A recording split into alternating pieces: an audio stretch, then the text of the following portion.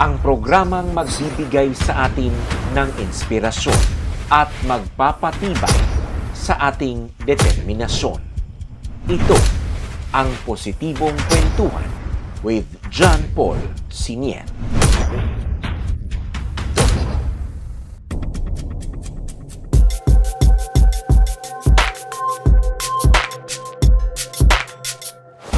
Isang magandang araw po sa inyong lahat, mga minamahal kong IDO-viewers, and welcome po sa ating Positibong Kwentuhan with John Paul Siniel.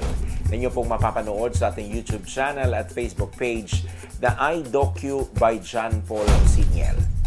Sa atin pong patuloy na Mindoro Docu-Talk Series ay atin pong nakapanayam ang alkalde ng bayan ng San Teodoro, lalawigan ng Oriental Mindoro. Dahil naging bahagi po siya, naging malaking instrumento upang ang kanilang bayan ng San Teodoro ay mapalaya at maging mapayapa mula sa presensya ng rebeldeng New People's Army. Ang guest po natin ngayong araw na ito, walang iba kung hindi si Mayor Salvador P.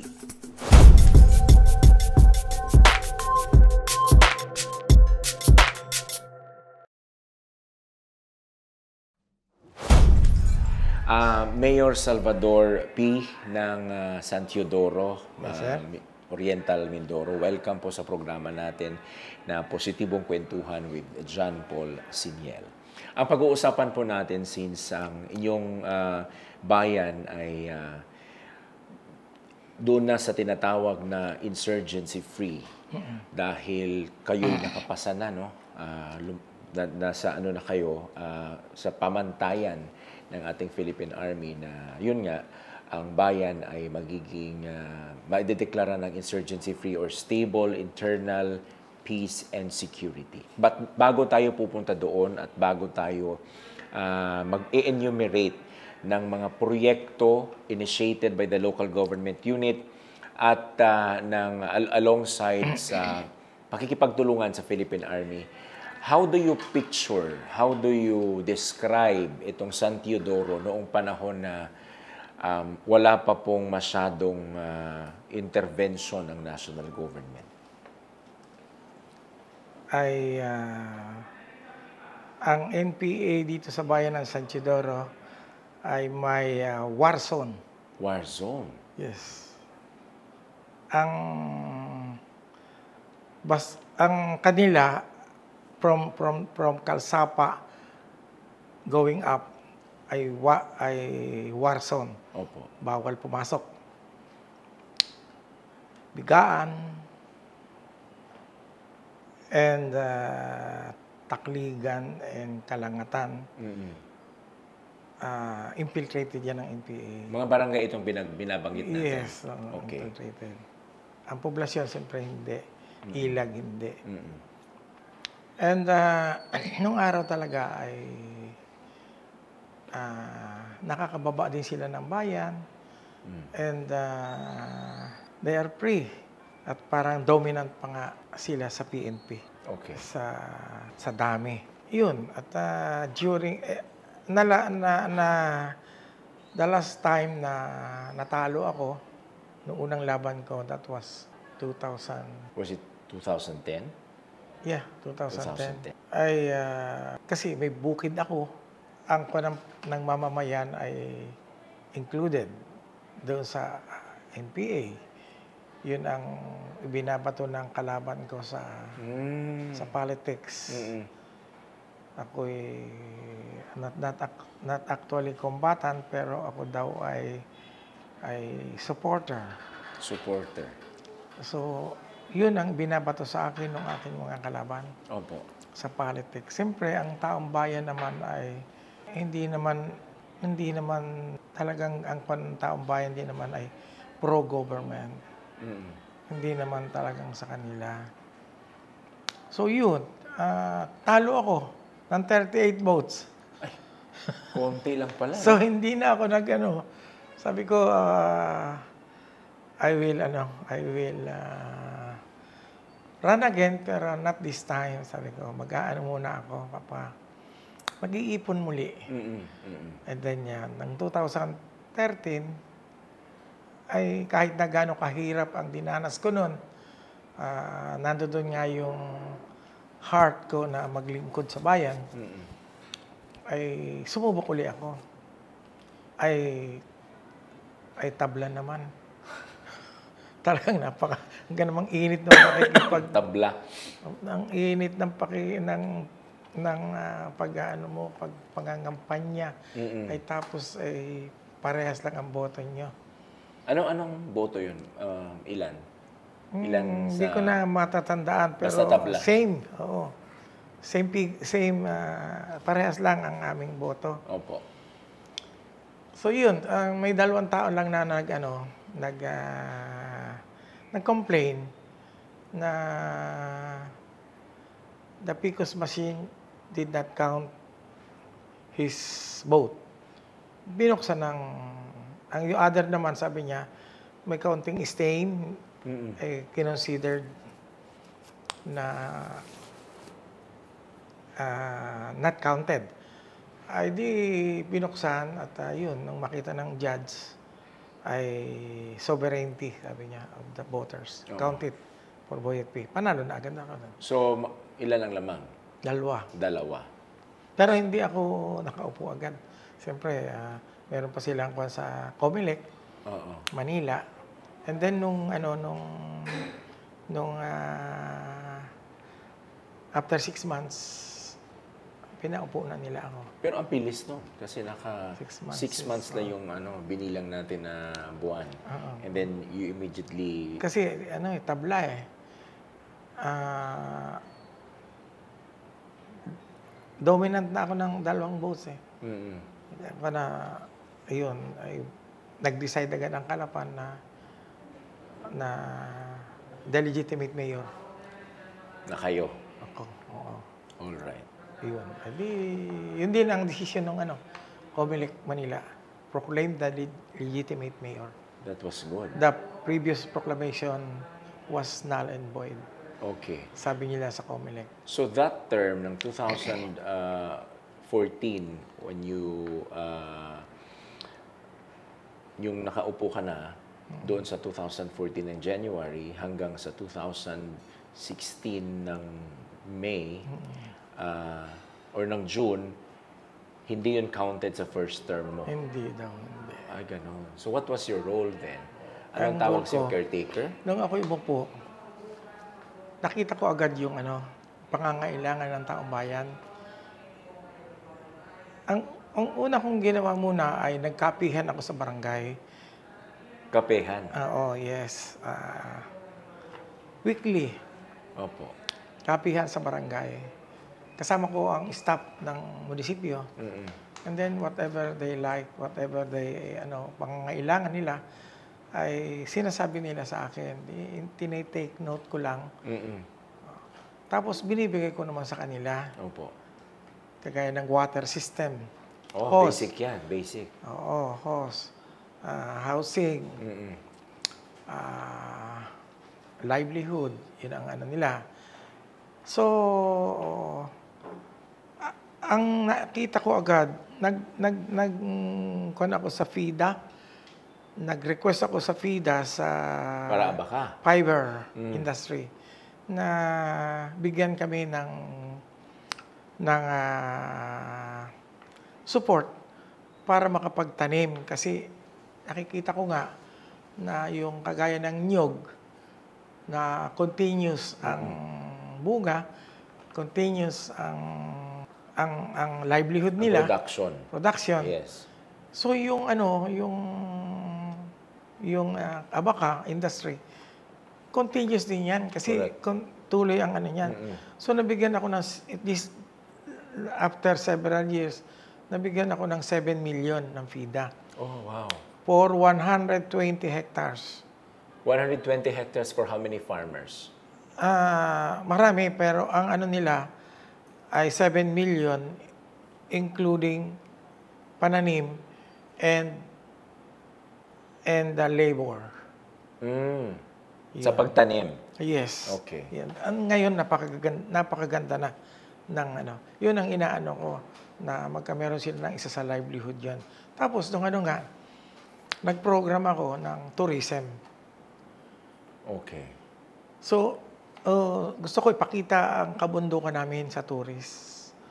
Nag-request ako sa PRDP, Philippine Rural and Development Program, na mabigyan kami ng concreting going up to Tibonbon. So, Kamatis, Tibonbon. So, yun. In-invite nila ako sa isang hotel at doon kami nag-meeting. Kaharap ko yung mga RD. Opo. And USEC. Marami silang tinanong sa akin. Sabi ko nga sa kanila, pagka kami nasa Provincial Peace and Order Council meeting, sabi nila, 80 to 90 residents of upland in San Isidoro are all infiltrated by The NPA. NPA. So sabi ko, ay kung yun ang kako, ay bakit hindi natin bigyan sila ng livelihood? What kind of livelihood? Malamig ang lugar ng Tibonbon. Simintuhin natin. Concreting. Yan, Yes. napagbigyan ako. Nag-ano sila. Yung isa sa, at maraming tanong sa akin, pero isa sa member ng committee, sabi sa motion, no objection to the project. Wow.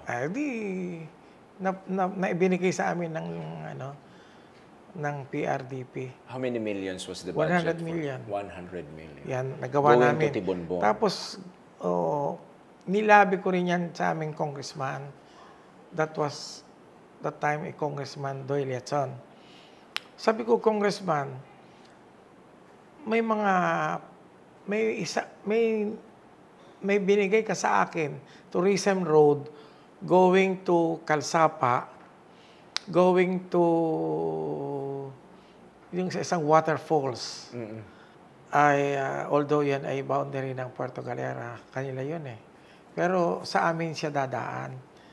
So yung mga nakikinabang doon sa Tukuran Falls ay taga San Isidoro. Sabi ko, kung meron kang tourism road, bigyan mo ako. Ating ilagay. Hindi siya, binigay niya. Hindi nagdalawang isip. Hindi nagdalawang isip, tourism road. Nakita niya yung Tukuran eh. So, nilagay niya 50 million. After that, ang mga tao doon, gumanda na ang mga bahay. Hindi na nipa house. Concrete na.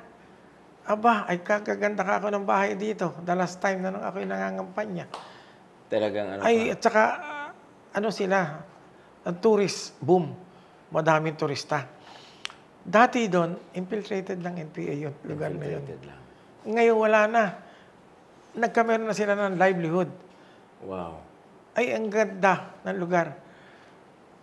Kaya sabi ko sa kanya, Congressman, meron din akong Tibonbon na yung na yun, ang lugar na yun ay malamig. Nakakapag-produce sila ng strawberry, cabbage, carrots, bagyo beans. Doon man tumutubo itong mga Yes. itong mga klaseng prutas na ito. Nandun din yung aming Ormeco mini hydro. Nandun din sa lugar na yon. So, once ang may mini hydro, siyempre, abundant of water yan. Opo. So, mismong bundok, meron nga silang palaisdaan bundok. Nandun sa at saka, So may pond sila doon? meron. Okay. Tilapia. So the fingerlings are being provided From the by DA. From the DA. Ng BFAR. Oo. Ay di, Department of Agriculture, galing dyan. Pero galing sa BIPAR. Opo. Yun. Binigyan niya din uli ako ng 50 million. Okay. So, malapit na siya. Sabi naman ni Governor, ay from that point to ihihingi niya sa national. Para makaabot sa mini hydro. Governor Dolor. Okay. Once na umabot siya sa mini hydro, pupuntahan na yan ng tourist. Correct. At meron kami doon. Kung sa ang production ng vegetable ay nag-uumpisa na. Nag-boom na talaga. Oo, nag-uumpisa na. Second year na ngayon. Oh, really? Yes. At nag-program din ako na maglagay ng trading center. Siguro this coming December, ibibid na yan. Kasi Yung for trading center 2024, doon sa AIP. barangay? Sa barangay yan? Yeah. For 2024 annual investment plan ko. Pero fourth quarter siya ilalagay doon. Opo. And then yung mga traders na gustong bumili ng vegetable, pupunta na lang sila doon sa trading center. Hindi na kailangan bababa ang ating mga magsasaka dito sa sentro. Hindi na. Doon lang. Doon na kukunin. Kukunin ng traders. Kasi ang karsada ay abot na doon. Opo. At concrete road. But this concrete road happened in 2000... Last 2 years. 2 years ago. Inumpisahan yun. This year, halos tapos na. Okay. And then si Congressman Arnan, nagbigay siya kasi nakaprograma din sa akin yung circumferential road. Ang baba mo ay dito na sa Bigaan. Dadaan ka dito sa plantation ng Philippine Mats. Okay. Dadaan ka doon. So, nakita ko nga yung malalaking kahoy. May program ako for 2025 na malagyan siya ng pathway going to doon sa malalaking kahoy. Really? Yes. How old na itong mga malalaking kahoy? 100 years na. Yapos na ng 4 na tao. Wow. So, once you go there, makita ng tourist, i-promote natin na once you hug that tree, all your burden will be left there. Oo, nakakagamot daw ang kahoy. Just by touching it. Yeah, yun nga. Wow. Di pupuntahan niya ng tourist. Anong mga kahoy po ito? Mga indigenous species. Pitong, mga giho. May giho. Mga lawaan, white and red. Okay. Maganda ang lugar. So, reachable by this time, mapupuntahan. Oo, mapupuntahan na rin yan. Naumpisa na ni Congressman Arnan ang 30 million. Bigyan niya 100 million. So, that itself is it's a tourism activity. Yeah. Kasi, union with nature ang mangyayari. Maganda ang lugar na yan. Para sa mga tao. tao. Naniniwala ako na once na may livelihood sila doon, Opo. na ibibigay ng government ang pangangailangan nila, hindi na sila maliligaw ng landas. Yes. Balikan ko lang yung sa May Falls.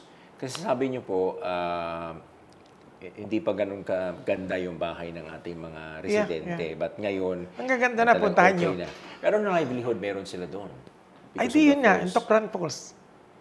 Binupuntahan nyo ng tourist. So, anong business meron sila? Gumagawa sila ng mga nito. Yes, meron. Okay. And then, meron silang Carabao riding. Nandun din. Ito, pero hindi yung Tamaraw na No, Tamaraw. Tokran Falls. So, basic lang na mga Carabao. At least maka-experience yung mga turista na sumakay sa Carabao. Kasi in Manila, it's not gusto ko nga, sana, sabi ko, ano gusto nyo?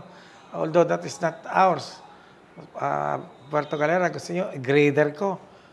Ang going na huwag daw.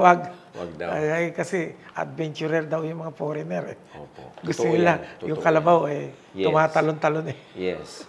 Kasi kung masyadong fine, wala na adventure. Gusto nila. Okay. But this happened, itong mga na ito, Mayor, mga development na nangyari sa taas, sa mga barangay natin, this happened because consistent yung ating army. Yeah. Ano pala ang ginawa ng ating army? Ano ang pagtutulungan ng iyong LGU at ng ating army? Ang army ay meron sila doong kapgo. Okay. Meron akong hinihiling pa uli sa PRDP. Another project going to Ormin Power Hydro. Dadaanan nila yung Inabasa, dadaanan yung mill site, Inabasan, and Sitio Arigoy, yung may school. Opo. Nagbigay ang Caritas ng housing project, 28 units sa mill site. And if I'm not mistaken, 18 units sa Inabasan. Nagbigay din ng LGU ng 10 units sa Arigoy. Wow. Yes, doon sa kanila. Ngayon, nilalakad ko yung ma-approvean uli ng PRDP, yung another million Opo. going there, Okay. concrete road, Okay. para mapuntahan ng tourist yung 10 megawatts ng Ormin Power. Ngayon, may gagawin uli sila ng another 10 megawatts. Humingi na sila sa akin ng permit. Humingi ako sa SB. Para mag-construct na. Oo, bigyan sila ng permit. Nag-request ako sa SB. Approve naman para mag-construct na nila yung second phase nila. Opo. 10 megawatts din. Okay. So, ang hydro, milyon ang binibigay sa amin dito. Ang binabayad na buwis. Yan ang pinagkikitaan ng bayan ng San Isidoro. Kada taon. Yes. Million. Malaki pala ang kanilang buhis. Ang amin namang liit lang ang bayan ng San Isidoro. So, ang ginawa ko, yung aming water system, ay ginawa ko ng ang San Isidoro ang nagmamanage, Municipality of San Isidoro, ang nagmamanage ng water system namin. So, kumikita rin kami ng mga 6 million a year. Kaya binigyan uli kami ng 13 million ng government para siyempre dumadami ang tao, nagkukulang, ay para makapagbaba uli kami ng isang water system. Okay. Ilang barangay itong 8 barangay, binuho? lahat. 8 barangay. Sa San Isidoro? Potable water, meron sila. Okay. Pero ang lahat ng barangay sa San Isidoro, 8 lahat din ito? Yeah. Okay. Yung mga infiltrated na mga barangay, ilan sila? Mga 4 lang siguro naman. 4. Di ba itong napakadami? Lumang bayan, wala. Siyempre, Ilag and poblasyon. Okay. O mga 5. 5 barangay ang Dati. infiltrated. Makati, oo. Okay. Pag sinabi nating infiltrated, Mayor, noon, ano ang kaguluhang na idudulot niyan sa bayan? Wala naman. Wala namang kaguluhan. Takot lang ang tao. May takot. Namamayani ang takot. Yes, sa siyempre kanila. baka mamaya dumating ang army, maglaban pa yun doon. Pero may mga bakbakan sa taas. Yes. May bakbakan din sa Bigaan before. Sa bigaan. Okay. Bigaan. Pero 'di ba? Pero unlike South, ang South naman panay ang kanila doon eh. Dito isang beses lang. Okay.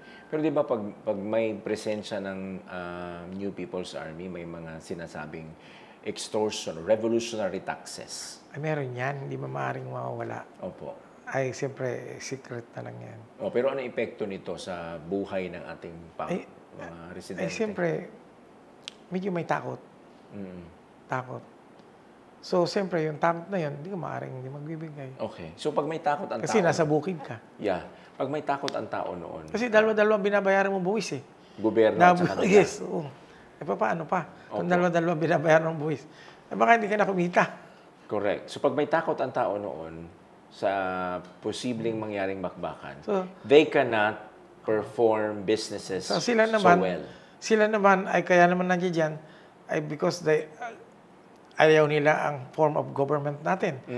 Ayaw nila. So, bakit ayaw nila? Sabi nila ay hindi binibigay ang tunay na ano. So, dito naman sa bayan ng San Isidoro, na ibibigay namin ang livelihood sa kabamamayan. Ay, ano pang hahanapin ng tao? So, ibig sabihin, Mayor, the way I listen to you... Kagaya ng aming fisheries, kagaya ng aming MPA, Marine Protected Area, pinotektahan ko yan. Ang aming Fisher Fox. Ngayon, ang daming kinikita. Kita mo ha, kung maglingguhan, kung mag-harvest sila ng manghuli ng isda. Nakita mo ba sa Facebook? Oy, hindi nila kaya. Yung mga manamsi, yung mga tulingan, araw-araw. Wow. Oo, napakadami. Because how is your protection? Paano pala pinotekta? Binabantayan namin yung aming Punta Reef, Tamauyan Reef, at saka itong Bulaso Reef. Bantayan from what? Bantayan from, huwag silang papasok doon sa aming perimeter fence. Sino? Yung mga fisherman na gustong, kasi maraming isda doon sa loob, Opo. ay sanctuary yun doon na itlog. Bawal kang pumunta doon. Okay. Yung mga fishermen na malalaki ang mga barko, yun bang Bawal sila doon. bawal silang pumunta palapit dito? Bawal lumapit. Mga mag-ilaw-ilaw, bawal. Oh, you're so Kaya mo brave. silang lumabas ng aming reef. So, ano ka doon? Strong ka doon sa protection mo Yes, sa kaya napakaganda ng marine aming life. karagatan. Napakaganda. At Fisher Fox ay talagang kumikita ng ayos. So, buhay yung ating mga residente sa Yes, tabi ano ng pang dagat. hahanapin nila? Ano pang hahanapin Tama. na ang gobyerno ay hindi tumutulong sa kanila? Okay, so ano naintindihan natin sa pakikipaglaban ng NPA pala? Ay siguro naman, ipagka sila naman siguro nakikita nila yung mga ganong sincere ang government. Palagay ko they will no longer, Okay. hindi na sila manggugulo dito. So, if they pass by, o dito sila mamamalagi sa San Teodoro, hindi sila Hindi sila i-entertaining na. Kasi busy na ang tao dito. So, the way you speak now, you speak of good governance. Yes. So, ibig sabihin na yun, pag ang isang LGU, trabahuin lang niya yung kanyang trabaho, yung kanyang role, hindi ka mapapasukan ng NPA. Hindi na. Kasi the way, parang hindi mo hinintay ang national government to give you something eh. No, Ikaw bigay mismo din. ang kumilos eh. Hindi, nanghihingi ako Yeah, sa national. nagbigay sila, pero meron, nung ano kasi, kumbaga, minsan kasi kailangan dikit ka kay ganito, dikit ka kay ganyan.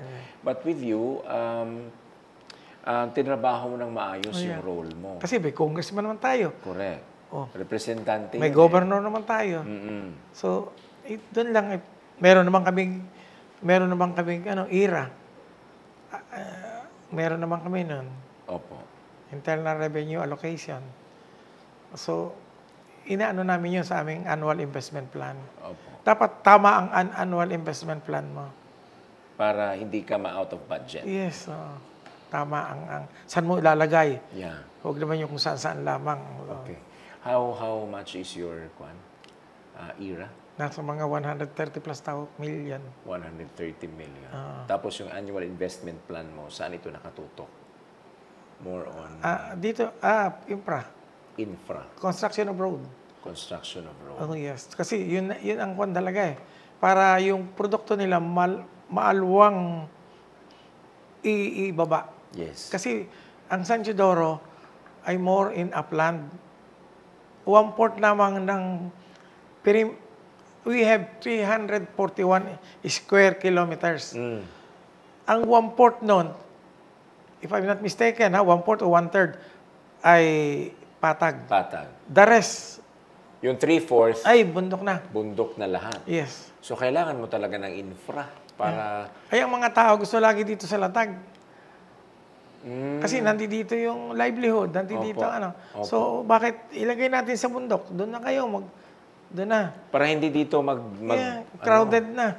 Oo. Samantalang kung sa bundok, ay, lapad pa ng taniman, ha? Oo nga. Oh.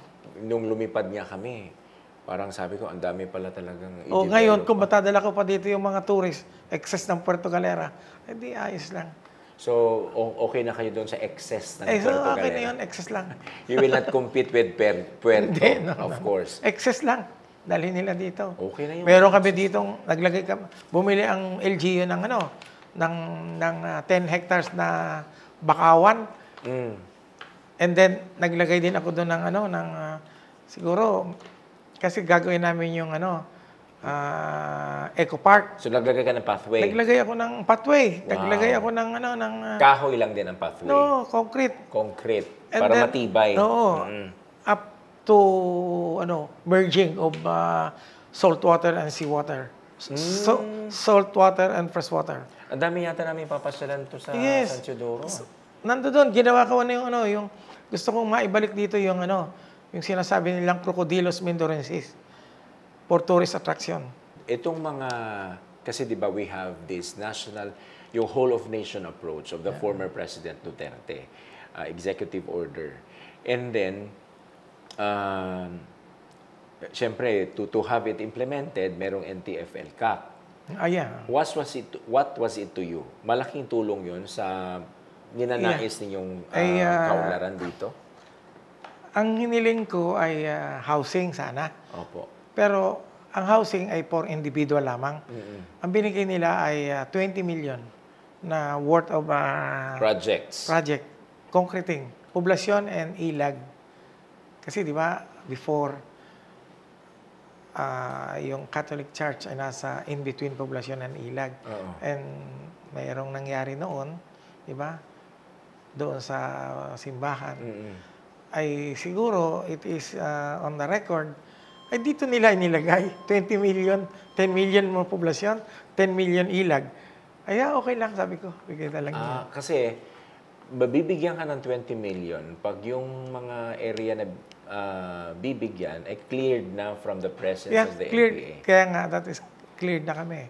I see. Wala so you only have 20 million for the entire... yun naman kung sa kanya ano lang. For 2 barangay lang. Opo. Yung iba hindi pa nabibigyan. Siguro later on, bibigyan din. I understand, Mayor, ang 76th Infantry Battalion under ng 203rd Infantry Brigade ng ating 2nd Division ng Philippine Army ay patuloy ang ugnayan sa inyo. Ano yung mga ginagawang tulong bukod sa detachment ng CAFGU, ano yung ginagawang tulong? Information. Bakit anong ginagawa nila about information? Meron kaming monthly Peace and Order Council meeting. Na-attend sila. Anong information binibigay nila sa inyo? Like yung Peace and Order. Opo. And kung nasaan na yung mga makakaliwa, yung naliligaw, kung nasaan na. Pero dito sa San Teodoro, hindi nila nababanggit na. So, meaning, peaceful na ang bayan ko. Hindi na sila nagagawi sa San Teodoro? Hindi na nagagawi. Peaceful na. So, pag once na may peaceful ang bayan, siyempre, that is one of the attraction sa tourist. Hindi naman mag-i-invest ang isang negosyante sa isang bayan na magulo at merong namamayaning takot. Yes, hindi dito. Attraction na yun sa capitalist. Okay. So at least with your leadership since 2014 hanggang ngayon na magtatapos kayo in 2025 ay talagang halimbawa ng isang maayos na pamamahala sa local government, sa lokal na pamahalaan. Bakit ganun? Paano nyo nakuha or saan nyo nakuha iyang ganyang klaseng attitude? Kasi ako matagal na ako sa trabahong ito, Mayor. Siguro I started in 2003 at kadami-dami ng mga local government unit na hindi nagsasucceed dahil nga yung good governance ay hindi nila ini-embrace, no? Saan nyo nakuha itong good governance? Being an entrepreneur. Negosyante kayo? Yeah. Nang anong negosyo? Ay, madami akong negosyo. Ako'y herdsman. Bread and butter ko yung piggery. Piggery. Yeah, and namimili din ang mga parents ko dito ng copra business. Okay. Ngayon, dapat magaling kang mag-forecast. Dapat ang isang leader magaling din mag-forecast. Mag-program. Opo. Ay pagka wala at aasa ka sa advice. So, although may advisor, pero dapat maano ka rin, marunong kang mag-forecast, isang leader. Okay. Marunong kang mag-program. Pinrogram ko dito sa bayan ko ang mag-land banking. Land banking? Yes. Namili ako ng lupa dito para sa munisipyo. Nakita ko ang munisipyo namin na maliit lang. So, dapat expansion. Bumili ako ng 4 hectares diyan. Malapit lang. You bought that 4 hectares years back? No, kailan lang. Kailan lang? I bought it for 100 per square meter. Oh. They sell it for 1,000 per square meter. I offer them 100 per square meter and then binenta nila sa munisipyo. And yun, aming gagawin kong Grand Terminal. Diyan lang, adjacent. So magkakaroon kayo ng terminal? Yeah. Nung ano yan, nagbigay ng si governor, nagbigay ng barangay hall, nagbigay ng mga kung ano-anong opisina, nagbigay si Congressman Doy ng multipurpose building na ginagamit namin. Nagbigay that is Malasakit sana. Ay ginawa na namin multipurpose kasi may Malasakit na kami eh. Malasakit Center. Center, binigay ni Bongo. So ito ay sana Malasakit, doon din dapat nilagay sa RHU. Diyan ko na nilagay para multipurpose building. Nagbigay din si Congressman Arna ng National Building para doon ilagay yung mga national offices dito. Opo. Kaya ng judiciary, yung COMELEC, others. Para one-stop shop sa isang sentro ng bayan, Yeah. nandun na lahat ng ehensya ng gobyerno. Tapos yun, nandun yung aming ano. So lalagay ako doon ng oval, minsan yung mga tao, pagka yung true and true na itong Oriental Occidental, siyempre, ang mga tao, hindi na kayo madadaanan kayo dito eh. Hindi na kayo maglalakad sa labas, doon na lang kayo mag-exercise sa oval. At maglalagay din daw ng grandstand ang governor doon. Sabi niya. Wow. Okay. Okay. So, with this, kailangan din talaga yung presence ng Army. So, para sa inyo po, Sabi ko sa kanila, gaano kahalaga ang presensya ng Army sa huwag silang aalis dito. Baka sabihin nila, peaceful na. Pag alis peaceful na. Alis na. Ay, baka isala. So, you request that, na dapat hindi sila Huwag umalis. silang aalis. Mahalagang teritoryo din itong Mindoro. Yeah. Dapat mag-aalis. Nasa sentro kayo ng... Kasi pag nakita yan ng tourist, talagang may peaceful ang aming bayan. Opo. Ay hindi na, siyempre ma-attract Okay. sila. You mentioned piggery.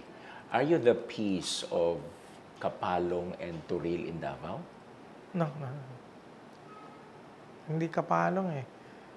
Because may tinatawag Hindi, kasi doon ng kilalang Mr. P because of the piggery. Saan? Sa Turil ng Davao City. Ay, hindi Hindi mo ano yun. Hindi ka. Piggery din kasi sila. Ka-apelyido ko lang. I see. Pero ako naman hybrid. Ramos ang apelyido ng mother ko eh. Taga Batangas. Okay. Father ko ay, dito lang sila nag-migrate. So, pag negosyante talagang maraming pwedeng itulong sa pamahalaan. Pamahalaan. Isa yun, sa nakita ko. Kasi management din naralang ko. Yeah. So, tsaka yung risk ba? Yung risk of investing for the sake of the people, nandun sa inyo eh. Ngayon nung binili ko yung aming 10 hectares na Eco Park. Opo. I bought that for 1.5 million. Sabi nung investor, bilhin ko na sa'yo ng 3 million. Sabi ko, alam mo, kako, if you are a negosyante and gusto mo, paunlarin ang iyong negosyo, di ba? Ako yung mayor ng bayan ko. Gusto ko rin paunlarin ang bayan ko. Hindi ko bibenta yan. Binili ko nga yan para sa bayan eh. Tama. Hindi ko bibenta. Nabili ko lang yan ng mura. Pero hindi mo alam ang value niyan. Yung mga squatter diyan, ililipat ko pa yan. Bibili pa kami uli ng another lot. Tapos papagawa pa, manghihingi pa ako sa DSWD ng housing para mailipat sila. Nabigyan naman kami, nabigyan. Wow. DSWD. Yun, nililipat na namin sila. And others ay municipal funded. So, mga ilang hektarya lupa ang binili ninyo para sa Doon? bayan? Nasa mga 5 hectares. Lahat-lahat na? Bumili din ako ng lupa sa para sa Katutubo. Ang dami kong binibili lupa para sa Katutubo. Wala silang informal settler.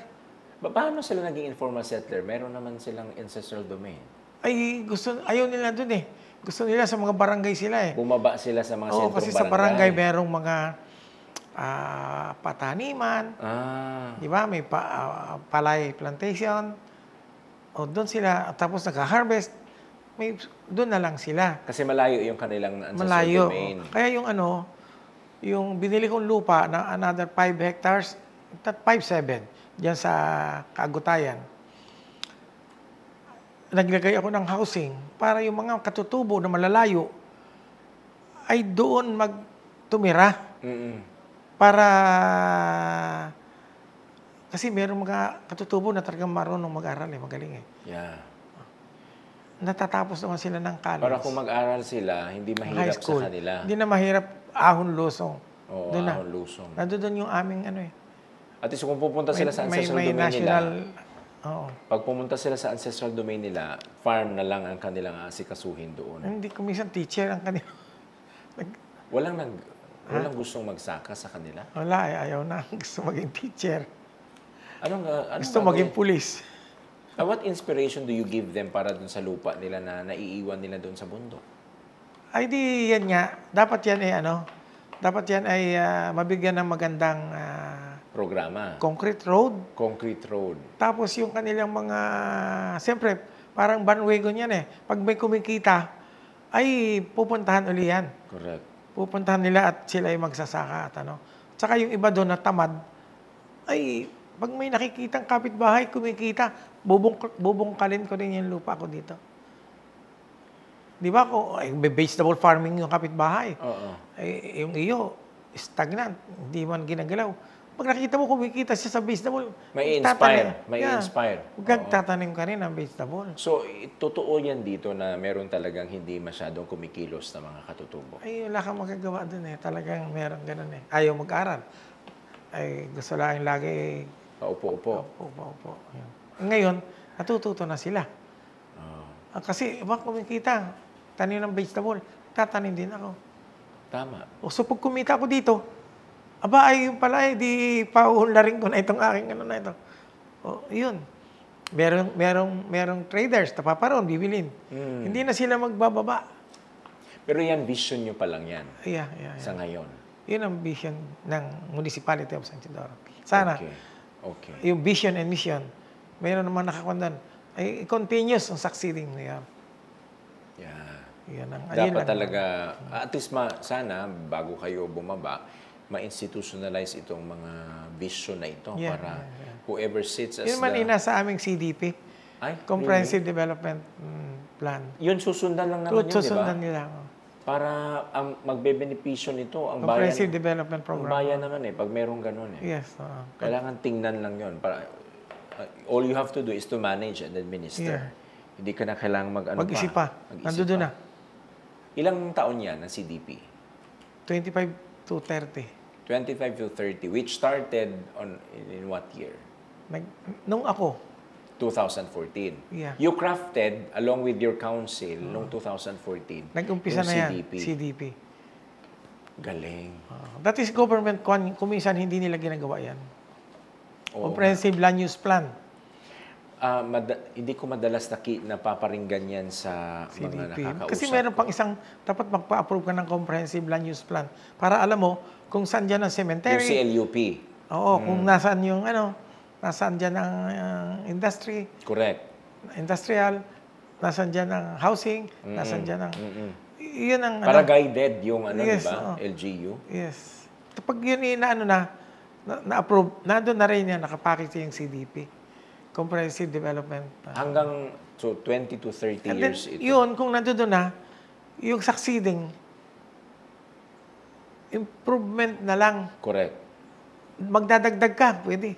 Correct. So, kinraft ninyo ng 2014, nag-implement kayo anong taon? Yun na-approvean yan, na-approvean. After 2 years yata. After 2 years? Sa second term ko, approve na Approve na? Ini-implement na namin Okay. Yung sa mga plano doon, Mayor, mga ilang percent ang na-implement after it was crafted and approved? Ay, halos lahat na. Halos lahat na? Oo. Ang hindi lang, yung cemetery. Kasi, nakakahon-kahon pa, naghahanap Oo. Sabi ko, pag maglagay na lang ng second floor, yung sa mga second floor, nilalagyan namin second floor. So yung mga cemetery natin dito, traditional pa talaga? Oo. Yung pantheon na patong-patong? Yun nga, nandun din sa aming CDP. May nilagay din akong yung pwedeng... Yung parang ang cemetery ay parang park? Oo, yung pwedeng sunugin ang Ang ashes. Ang ashes. I mean, yung Kung katawan. papayag ang taong bayan. Kung papayag sila, pero hindi naman, di doon din sila. Sa traditional. Sa traditional. Pero doon din sa aming CDP, Comprehensive Development Program. Okay. Kasi hindi ka pwedeng gumawa ng wala doon. Hindi nakalista doon, hindi ka pwedeng. So, ibig sabihin, dapat walang project na i-approve ang pamahalaan kung ito hindi nakabatay sa CDP. Yeah, doon, oo. Kasi Biblia mo yun, di ba? Oo, Biblia yun. Pero after 25 to 2030, Doon pa pwede kang magdagdag na kung anong gusto mo. Okay. Ayun. Pagka hindi, ay hindi ma-approvean. So, hindi uso dito yung... Pwedeng may mag-object. Okay. Hindi uso dito yung kung gustong gumawa ng congressman ng gym, Ay, nako. pwede lang. Oo, hindi kasi pwede. Kasi yung mga gym, Sa mga barangay. pwede. Pero sa school, ay gagawin lamang evacuation center, hindi pwedeng gym sa school. Other term, evacuation center. Kasi may maraming evacuees naman na nasa school eh. Opo. Ayun. Pero pag gym, ayaw nila eh. Okay, yung mga congressman who wanted to put up projects, kailangan magpaalam muna sa inyo. Oo. Para doon nakabase sa CDP. Ay, hindi. Hindi? Anything Pag that gusto they ng want? congressman, ay walang problema. Kanya yun eh. Okay. Kanya yun. At least klaro tayo doon. Ang ibig sabihin pala ng CDP, Municipal lang yan. municipal initiated Yes. na mga projects. Project. Doon mo kukuhanin. I Yearly. see. And then, if you are that good enough, dapat, pag may bibigay o may hihingin kang proyekto sa mga senador, mga congressman na mga party list, dapat doon ka rin magbabase sa CDP mo para makumpleto mo ang Pwede. CDP lahat. Oo, pwede. Ay, ang Pwede galing mong na ilagay naman. doon. Pwede mong hingin. Pwede mong doon ilagay. So with all this, good local governance, good government, wala na. I mean, walang chance ang tao na pwede pang umanib sa New People's Army. Oh yes. Kahit naman yung New People Army, hindi naman, kaya lang naman sila nagkuhan eh. Hindi nila gusto yung ginagawa ng government. Di ba? So pagka naman mga leader nila, so pagka naman yung sino pang magpa-follow sa kanila kung ang tao ay busy sa kanyang Opo. they make income. Napapag-aral ng mga anak. At yung mga anak ay nasa estado na. Nakakapag-abroad. Ika nga ay nagbibigay ng malaking income. Ay bakit ka pa Aanib. aanib? Di na. Kaya may TESDA. Meron din ako dito ng TESDA. Dati, government, municipal, yan galing sa isang foundation. Pero nung umupo ako, sabi ko, hindi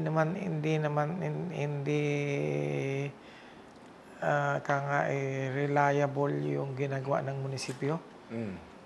Sumulat ako sa TESDA. Sabi ko, kayo na lang ang mag-operate. Bibigyan ko kayo ng 20 years, 10 years o 20 years. Sa building. Yes. Kasi madami silang program eh. At nag-guide, meron silang mga guide, yung meron silang mga tinuturo na nakakapag-abroad sila eh. Gaya ng mga carpentry, yung mga... Yes, totoo yan. Yung scaffolding. Yes, totoo yan. Welding. Ay tapos kinakailangan din ng bago ka pumasok ng isang trabaho, nanghihingi din sila ng certificate galing sa TESDA. Ay di, sabi ko sa TESDA, pumarihan na lang kayo. Numingi ako ng resolution sa SB, i-grant yung pagpasok ng TESDA. Nice. Ayun, nakapasok sila. Yung local income ninyo, for example, last year, mga magkano yung ating nalikom? Maliit lang sa inyo daw. Maliit lang. Kasi maliit lang naman ang nagiging hindi totoong napakalaki. Umaasa lang kami sa mini hydro, sa aming water system. Hindi itong napakalaki. Maliit lang. Pero si Mini Hydro, yung tax So, niya not unless diretso sa national government o dadaan sa inyo? sa amin, Sa inyo binibayan. muna. Not unless na dumami ang tourists, dumami ang establishment, and that's the time. Nalalaki yung Lalaki local ng income ng bayan ng San Isidoro. Okay. So, any message that you want, of course, marami pang hindi pa masyadong insurgency-free ang buong Mindoro. Ay, hindi pa. This is part of Mindoro and you practice local good governance dito sa inyo. What is it that you want to our NPAs up there na gusto nyong ibigay na mensahe sa kanila? Siyempre, hindi ko naman hawak ang nila, ang mind nila, pero hawak ko ang mind ng bayan ng San Isidoro, ang mamamayan. Ay, huwag sila mag-alala at there will come a time yung livelihood ng hinihiling nila sa akin ay maibibigay ng Municipality of San Isidoro. At kung ano man ang mga inaano ko nga sa kanila, yung mga education na meron din kaming binibigay na tulong, 5,000 yearly na educational assistance, financial assistance. Marami kaming assistance na pinamimigay dito sa bayan. Once na sila ay sundin lang kung ano man ang pinatutupad na kaunlaran ng bayan ng San Isidoro sa mamamayan, ay nakikita ko naman in the next future, ang San Isidoro ay dadami ang investor, dadami ang mamamayan na educated. Hindi yung mga hindi nag-aaral, ang daming lalo na makatutubo, hindi naman masustain yung kanilang. Siyempre, alam mo, pag nasa college ka na, kailangan mo ang pera, kailangan din ng Opo. Pag darating ang araw, palagi ko sa aking maraming magiging yung mga nag-aral na tao, paparito yung mga yan at mag-i-invest din sa bayan ng San Isidoro. Mismong taga San Isidoro. Babalik sila. Yes. Mismong taga San Isidoro mag-i-invest sa bayan. That's good. Hindi na sila pupunta na kung mag-i-invest pa sila sa iba. Dito sa sila bayan. sa sarili nilang bayan. Mag-i-invest din sila dito. That's the time talaga ang bayan ng San Isidoro uunlad.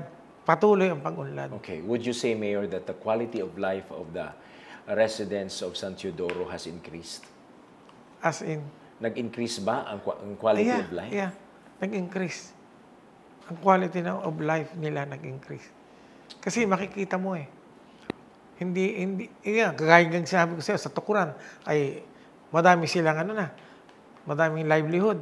O maraming binibenta doon. May mga na rin sila doon, may mga restaurant. Buhay ang restaurant nila. Wow. Kasi dumadaming tao Yung purchasing power ba? Yes. Nagiging powerful yung purchasing power. Opo. Hindi yung maglagay ka diyan ng pagkain, ay masisira yan pag walang bumili. Di ba? Sa kanila nabibili. So, naubos. Wow.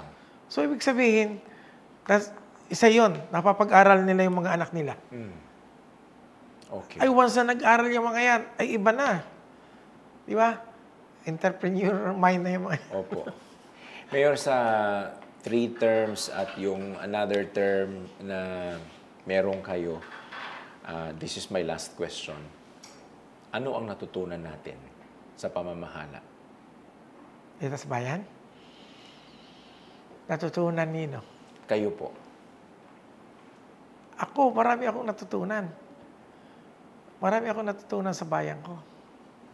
Unang-una, ang tao ay medyo nag-lesser na yung humihingi. hindi na ganun katindi ang paghingi. Okay. So, ibig sabihin, sustainable na, stable na sila. Nagiging stable. Makikita mo, ang sabi nga, ang palengke namin, kita mo, maganda, maayos na. Ang tao, sa karagatan, humuhuli ng madaming isda. So, napapag-aral nila yung kanilang mga anak. At ang isa pa ay yung mga taga-bukid. Napapag-aralan ko din yung mga taga-bukid na dumadami yung ano nila. Dumadami yung kabuhayan. So siguro, dumadami ang aming school na i-educate sila. Kasi kung hindi maraming population diyan, hindi maraming mag-aaral, hindi magpapagawa ang government ng school diyan. Correct. Maraming nag-aaral na. So nagpapagawa ang government ng mga school. Sa Arigoy, meron na rin kaming National High School. Meron ng high school. Department sila. Ang Kaagutayan, meron na rin high school department. So after that, college na. Ay, pagbalik niyan dito, iba na. Equipped na sila. Yeah, fully equipped Ready na. ng maging entrepreneur, magsaka. Entrepreneur, magsaka. Kasi hindi naman sinasabing kung entrepreneur ka, ay doon ka, diba? Sa pagsasaka, ganun din eh. Entrepreneuring pa rin yun. Oo, di ba?